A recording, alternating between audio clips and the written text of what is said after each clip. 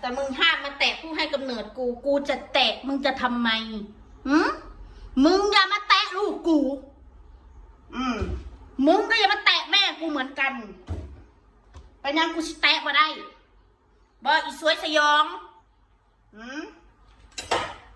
ใครใช้ให้มึงมาแตะลูกกูบ่แม่มึงไงอีแม่อีกะลีแม่มึงนั่นบอกอีกะลีแม่มึงน่ะผู้ให้กำเนิดกะลีมึงออกมาถ่ายทอดกันออกมาน่ะบอก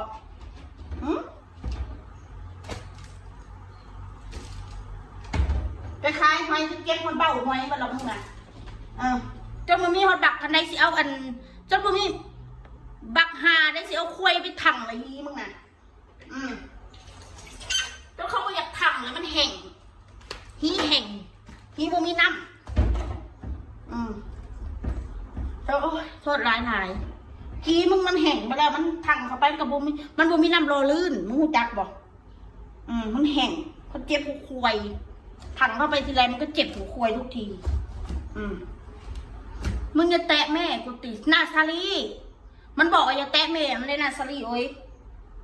เขาลองมาเหยียบหัวแม่มันเลยเป็นอะไรเดี๋ยวนี้มันสิเป็นอย่างเราเหยียบหัวพ่อกับแม่มาเล่นดูสิมันจะเป็นยังไงเอาประเด็นพ่อกับแม่มันรู้สึกว่ามันจะโกรธแล้วเกินเล่นพ่อมันกับแม่มัน